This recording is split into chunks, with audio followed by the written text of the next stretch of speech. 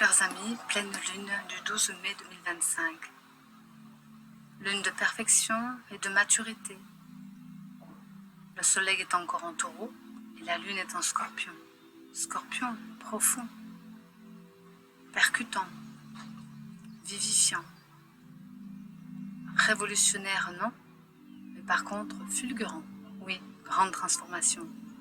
À savoir que Pluton, le maître du scorpion, et pendant encore 19 années, à nous épurer. J'ai marqué nourriture, plus, ça veut dire se donner beaucoup de nourriture positive. La lune est à 18h55 ce 12 mai.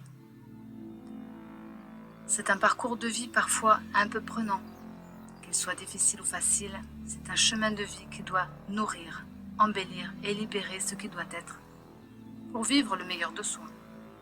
Nous plaire, oui, nous remplir encore, nous faire sourire, rire, rayonner, tout simplement, et nous rappeler combien on est riche et unique, profond et plein d'un potentiel, ne demandant qu'à vibrer de positif, de joie, d'amour pour soi. Oui, en Scorpion, la lune est profonde, nous demande justement de revoir nos anciens principes, tout ce qui est éthérique, tout ce qui est vieux, tout ce qui a libéré, des orages, de l'eau. Scorpion, c'est un signe d'eau.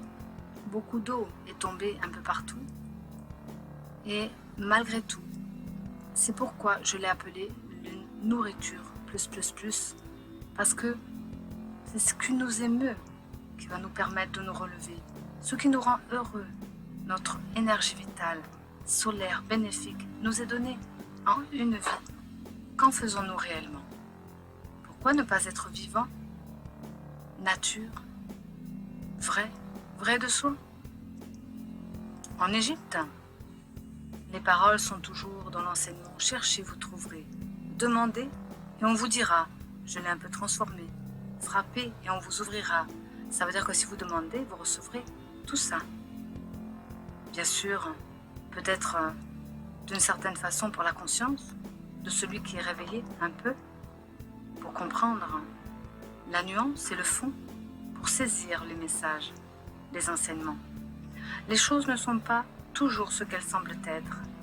Chacun a son fonctionnement, découvrir le sien et s'en remettre à l'intelligence intérieure, puissante et profonde, à la vie, pour démêler les situations, où parfois chacun n'est que dans son film, son histoire, ses habitudes, ses blessures.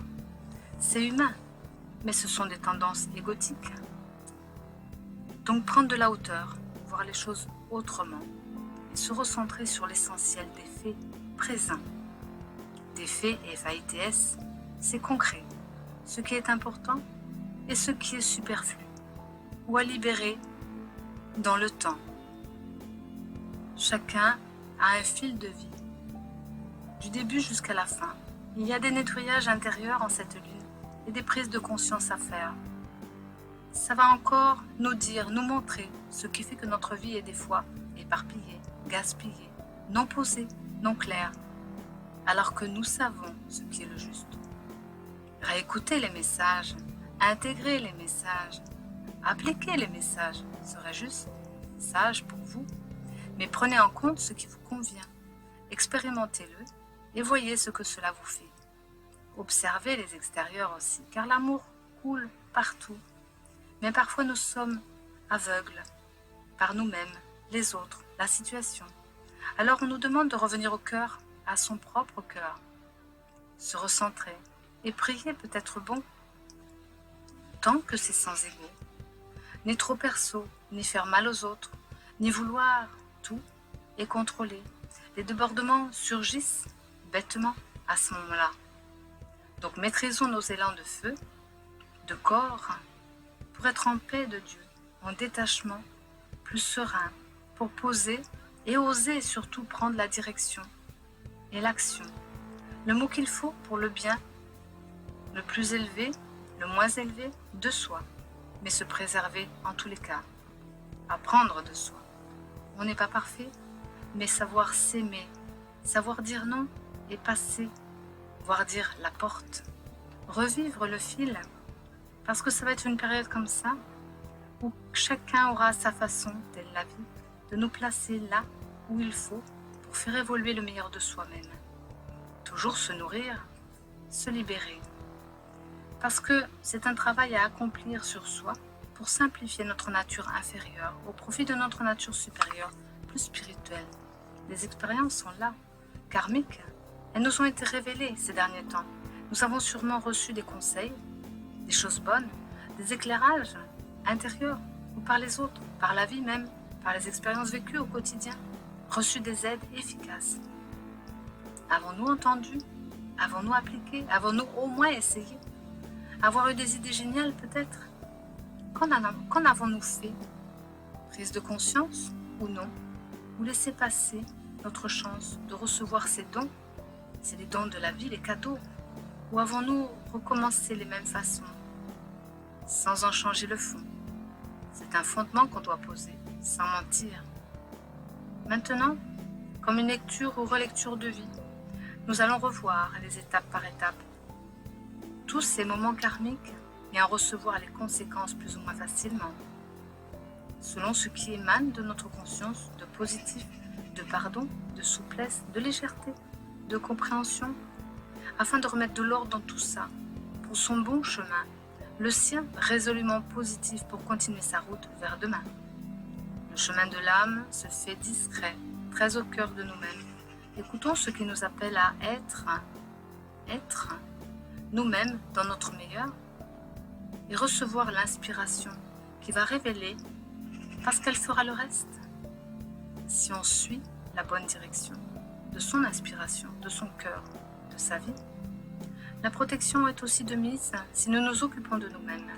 Rien ne peut être nul, pas bien, car nous serons là où nous serons bien pour nous renforcer, nous relever, nous aimer en force, mais en force positive, très positive. Alors, nourrissez-vous.